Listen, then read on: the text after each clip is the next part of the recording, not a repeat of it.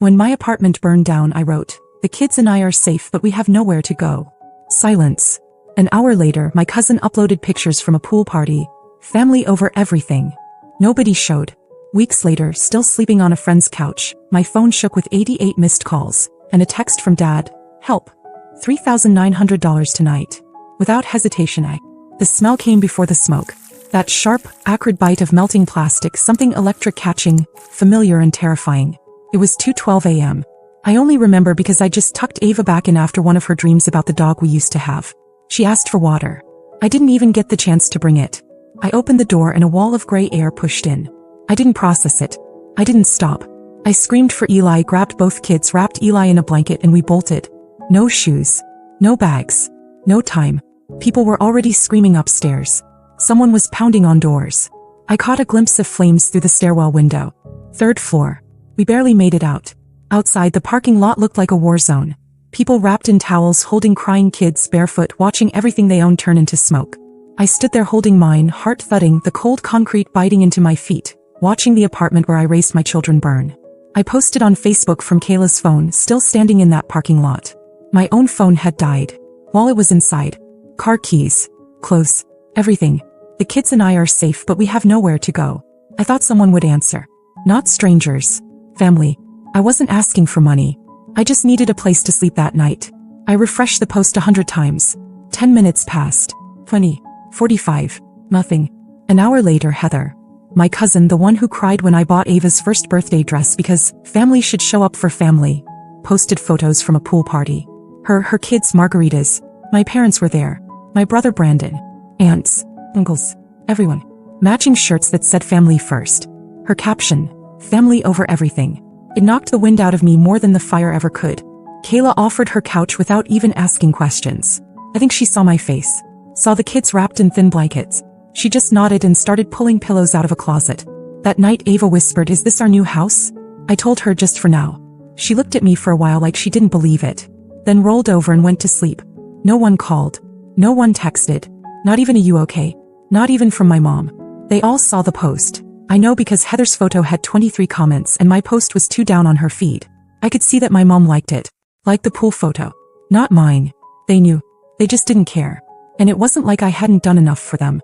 When Brandon got into ASU and didn't have enough for books or a deposit, guess who wrote the checks? I was already a single mom by then. Brandon was the golden child. Straight as scholarship kid. My parents worshipped him. Said he was their investment. I made that investment too. I co-signed his student loans. Paid his car insurance for 2 years. Even paid off a $1,300 credit card bill when he couldn't tell my parents he maxed it on spring break. And now we're homeless and they're doing cannonballs and grilling burgers. 2 weeks on Kayla's couch. 2 weeks of re-wearing the same donated leggings. Of using public laundromats. Of Ava asking about her dolls and Eli wetting the bed and crying because it wasn't his blanket. I swallowed my pride and applied for emergency housing. Food stamps. Whatever I could get. Still nothing from them. And then out of nowhere my phone started vibrating nonstop. 88 missed calls. All from my dad. Then the text came through. Help. $3,900 tonight. No punctuation. No explanation. And just like that I felt nothing. Not anger. Not confusion. Just a cold clarity I'd never felt before. And without hesitation I made a choice that changed everything. I stared at that message for a long time. $3,900 tonight. That was it. No, how are you? No mention of the fire. No asking about Ava or Eli. Just a demand. I didn't reply. An hour later my mom called. I let it ring. Then my brother. Then Heather. Suddenly my phone was blowing up like we were close. Like we hadn't just been living out of garbage bags and charity bins for 2 weeks. A few more texts trickled in. From Mom, "He's in trouble. We need you." From Heather, "Please don't make this about the fire. We didn't know." From Brandon, "I wouldn't ask if it wasn't serious." I laughed. Loud enough that Kayla poked her head into the living room where I was lying with the kids. I showed her the phone. She didn't say anything, just shook her head and went back into her room. And still I didn't reply. They kept calling. Every hour. For 6 hours straight. When I finally picked up, it was my dad's voice, hoarse and low. He owed money. Not for rent or something responsible. Casino debt. He'd started gambling again, apparently. It was a mix-up, according to him. A temporary situation. He just needed to pay someone back before it got messy. I asked him if Mom knew. He paused. I had my answer. That was when I realized something. They didn't come because they thought I'd be fine. Because they assumed I'd figure it out. I was always the one who figured it out. They used me like a second income source, a backup adult, a tool. They didn't ask how we were. They didn't ask where the kids were sleeping. They asked if I still had access to that emergency fund I once mentioned during Christmas dinner. The one I built working 60-hour weeks. For my kids. For our future. I told him no. He got quiet. Then asked if I was really going to let this happen to him. I said I think it already did. And I hung up. After that, everything shifted. Brandon called the next day pretending to check in, but ended up asking if I could at least loan part of the money. Said I was holding a grudge over something that wasn't even personal. I asked him if he remembered whose name was on his first car. Silence. Mom messaged me that night. Long paragraph about how she felt caught in the middle, how family is messy, how I shouldn't let this ruin our bond. No mention of Ava or Eli. Not a word. I sent back one line. I'm not caught in the middle. I'm on the outside watching you all swim. Then I blocked her. A week passed. No new calls. No apologies. Nothing. And then one morning while I was getting the kids dressed for school, I found something in Ava's backpack. A letter she wrote in her crooked 6-year-old handwriting. She'd written about living in a sleepover house, and how she missed her bed and her dollhouse and the drawings on her wall. I cried in the bathroom for 10 minutes. And that was the moment I knew this wasn't going to be temporary. Not the fire. Not the couch. Not the betrayal. It was all a line in the sand. I wasn't going back. Not to their calls. Not to their conditions. Not to that twisted definition of family. I made a decision. They wanted to forget about us. Fine. I was going to make it impossible for them to be a part of our lives again. The next few weeks felt like a blur. I wasn't sleeping much. Partly because of the couch springs in my back, partly because I couldn't stop replaying everything. All the birthdays I paid for, the times I loaned money without interest, the holidays I hosted just to keep everyone together. It wasn't even about the money. It was about how quickly they dropped us when we were inconvenient. I spent my days juggling work, Ava's school, Eli's tantrums, and paperwork for housing assistance. I hadn't seen a paycheck in over a month thanks to missed shifts from the fire. We were living off what was left of my savings, which wasn't much. But somehow I felt clearer than I had in years. Then came the final straw. Kayla handed me her phone one morning. She looked weird about it. "It's your mom," she said. She left a voicemail on my phone. Don't ask me how she got my number. I listened. My mom said she was worried about the children, said she didn't understand why I was withholding them from their family, and ended with something that made my blood run cold. "We might have to talk to someone about custody. This isn't healthy for them." Custody. Like she was talking about furniture. That's when the switch flipped in me. I went cold. The kind of cold that doesn't crack. She wanted to make this about the kids. Fine. Let's talk about the kids. Let's talk about how Ava once sat in the hospital with a 103 fever and no one showed up. Let's talk about Eli's 3rd birthday, when they said they were too busy to drive across town. Let's talk about how not one of them offered a bed after our apartment burned down, but now they were worried about my parenting. I didn't call her back. I called a lawyer. I found a woman named Denise through a nonprofit for single mothers. She met me on a Sunday afternoon in a half-empty office above a thrift store. She didn't waste time. Told me exactly what I needed. Documentation, messages, proof of neglect, and how to get ahead of any false claims. I pulled out everything.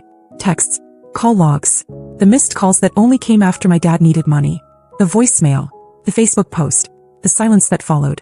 Denise looked me dead in the eye and said, they wouldn't stand a chance. That night, I wrote a message in the family group chat. I didn't want ambiguity. I didn't want them twisting anything. I wrote, "This is the last time I'll speak to any of you directly. You made your choices. You abandoned me and my children when we needed you most. I'm no longer part of this family and neither are they. Don't contact us again." Then I left the chat. Brandon tried calling. Twice. Then a text. "You're really gonna blow everything up over this?" No. I wasn't blowing things up. They were already ashes. I was just done digging through them. 2 days later, I transferred the last auto payment I'd been sending to my parents every month, the $300 that was supposedly helping with the house, into a savings account for Ava and Eli. I told Ava we were going to build her room again. She smiled so big I thought her face might split in two. Revenge wasn't loud. It wasn't some dramatic confrontation. It was quiet. It was cutting the cord and watching them realize they no longer had a grip on me. It was getting stronger without letting them know just how much they'd failed. And I wasn't done yet. Things were finally starting to settle. We got a call back from housing. Someone backed out of a 2-bedroom unit and we were next in line. It wasn't fancy, but it had a door that locked, windows that opened, and a little corner for Ava to hang her drawings. I cried when I signed the lease. Not because it was perfect, but because it was ours. I thought the worst was behind us. Then one afternoon Ava's school called. The secretary said someone had tried to pick her up early. A man. Said he was her grandfather. My chest went numb. I asked if they let him take her. She said no. Ava told the teacher she didn't recognize him. Told her mommy said we don't talk to them anymore. I left work without even clocking out. When I got to the school, Ava ran into my arms. The principal asked if I wanted to report it. I said yes. I filed a no-contact order the same day. Apparently, they don't take too kindly to custody threats followed by unauthorized school visits. That night, I told Ava she was brave. She asked me if she did something wrong. I told her no, that she did exactly what she was supposed to, and I meant it. But when she fell asleep, I sat in the kitchen with the lights off, trying to stop my hands from shaking. They crossed a line. They weren't done with me, but now I wasn't just playing defense. I remembered something from years ago, buried under a pile of old text threads and bank statements. A payment I made for Brandon. It wasn't just rent or books. It was a retainer for a lawyer. For a DUI he begged me not to tell our parents about. I still had the receipt, so I sent a message to him. Just a photo of the invoice and the payment with one sentence. I wonder what your new employer would think of this. I didn't get a reply, but 2 days later I got a letter. Certified mail. From my parents. A handwritten note. We didn't mean to scare you. We just wanted to help. Maybe we can come visit the kids soon. We've been talking and we think a clean slate would be good for everyone. It would have been laughable if it wasn't so sick. Clean slate? They tried to snatch my daughter from school like she was a backpack they forgot to grab on the way out. I didn't respond, but I did take the letter to Denise. She read it, took a deep breath and said, "They're getting desperate. Don't flinch." I didn't. Instead, I opened a new bank account in Ava's name. I made a savings jar for Eli's future therapy just in case. I cut off every tie that could be traced, canceled the old number, changed jobs, moved again when the lease expired. I told no one where we were going, not even Kayla. And then something happened that I never expected. I ran into Brandon's wife. Target parking lot. Cart full of baby formula and frozen waffles. Her hair was a mess. Ice puffy. She looked like she hadn't slept in a week. She saw me and froze. I nodded. She stepped closer and said, "You were right. That's it." Didn't ask for forgiveness. Didn't try to explain. Just those 3 words. And then she walked back to her car and drove away. I stood there for a long time watching her taillights disappear. I should have felt smug. I didn't. I felt done. Like this whole thing had finally burned itself out. But there was still one thing left I needed to do before I could move on completely. Ava was coloring at the table when I did it. Just sitting there with her crayons and her humming and her little mismatched socks. Eli was asleep on the couch, drooling into his new Spider-Man pillow. Me. I was holding my phone, hovering over the last link I had to any of them. The family group photo. The one they used for every holiday card, birthday slideshow, and smug post about generations of love. I was in it, off to the side holding Ava as a baby, wearing the same sweatshirt I slept in during my 2nd trimester. It was taken right after Brandon's college graduation. The one I paid for. I knew that smile. It was the kind you wear when you're holding a secret grudge, like a gift you're too polite to return. I deleted it.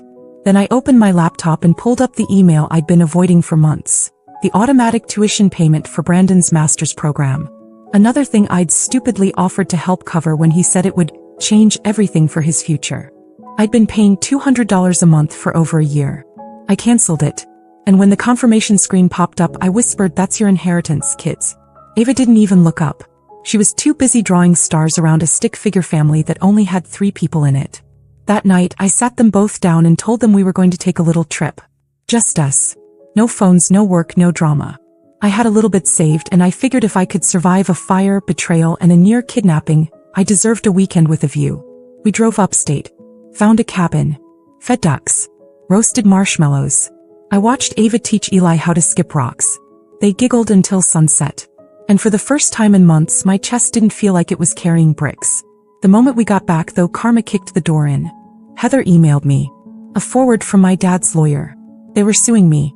Not for custody. Not even for money. For defamation. Apparently word got around. Someone Brandon worked with saw an old Reddit post I made, anonymous, of course, about family betrayal. They connected the dots. He got questioned by HR. Brandon lost a major project. Rumors spread. And instead of confronting me like adults, they decided to throw a Hail Mary. Except they forgot who they were messing with. I sent the whole thing to Denise. She laughed. Not politely. Not uncomfortably. She actually laughed. She said, "Let them try." We filed a counterclaim. Harassment. Attempted parental alienation. Unauthorized contact with a minor. I wasn't just defending myself anymore. I was going on the offensive.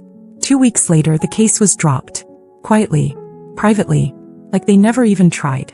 No apology. No email. No, let's talk this out. Just silence. That's when I knew it was over. I wasn't part of their story anymore. They were just a part of mine. A dark chapter. One with burn marks maybe. But no more pages. I tucked the court paperwork into a drawer and didn't look back. No. Now it was time to start the last part. The part where we really lived. It's been 8 months since the last message. 8 months since I told them not to contact me again, and this time they actually listened. Or maybe they finally understood I wasn't bluffing. Maybe they realized they pushed the wrong person too far one too many times. I blocked every number, every email. Changed hours. Took the kids off every list their names might appear on. School directories. Emergency contact forms. Anything. Denise helped with the rest. I filed all the paperwork. Took every step. Made it airtight. The silence came quickly after that, and it stayed. Funny thing is, I used to think I'd feel empty if I cut them out. Like I'd missed something essential. But it turns out silence feels a lot like peace when it follows years of guilt, manipulation, and being taken for granted. We finally moved again. A place with our names on the lease and no favors owed. 2 bedrooms, a chipped bathtub, windows that leak a little when it rains, but still, it's home. Ava picked lavender paint for her walls and covered them with stars and cut out magazine pictures of puppies. Eli got Spider-Man curtains.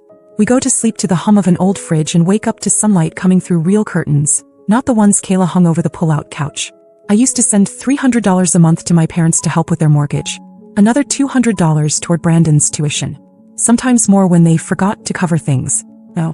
That money goes to backpacks, school books, ballet lessons, new shoes, food I don't have to portion out to make last. I opened savings accounts in both kids' names. There's not a fortune in there, but there's more than zero, which is more than I ever had growing up. And I'm not constantly broke anymore. Not because I make more, my job still pays the same, but because I stopped bleeding money for people who let me burn. I think about that night sometimes, watching our apartment light up like a lantern while Ava clung to my side, and Eli cried because his stuffed bear got left behind. I think about how not one person from my so-called family reached out to ask if we needed water, a ride, a toothbrush. They let us vanish like we didn't exist. Now we really don't. Not to them. They've probably rewritten the story by now. Told themselves I went crazy. That I isolated the kids. That I turned on them. That's fine. Let them. Let them sit around their wine-soaked holidays and pretend I was the ungrateful one. They don't know Ava started reading chapter books early. Or that Eli finally learned how to swim without floaties. They don't know we had pancakes for dinner 3 nights in a row just because we wanted to. They don't know I've started taking photos again. Real ones, printed and framed. Our new place has a wall full of them. Not a single one includes my parents, or Brandon, or anyone who chose their comfort over our survival. Ava asked once if we'd ever see them again. She said it like she was asking about a movie she half remembered. I asked her why and she just shrugged. They're kind of like ghosts now, she said. She wasn't wrong. I told her sometimes when people hurt you and never apologize, the best thing you can do is leave them behind. Not because you hate them, but because you love yourself more. She nodded and went back to drawing stars. Eli never asks. He's too busy pretending the living room is a spaceship and the couch is the moon. His world is soft now. He knows who tucks him in every night, who buys the bedtime snacks, who holds his hand when he's scared. Me. I stopped explaining. I stopped giving soft versions of hard truths. When people ask about my family, I just say, it's me and the kids. That's all we need. And I mean it. The clean break didn't leave me shattered. It left me whole. Sometimes people say blood is thicker than water. But I've learned blood can drown you just as fast. Especially when you're the only one swimming while they stand on the shore watching. I don't need them to clap for us. I've got 2 little pairs of hands doing that every single day. We're not broken anymore. We're just getting started.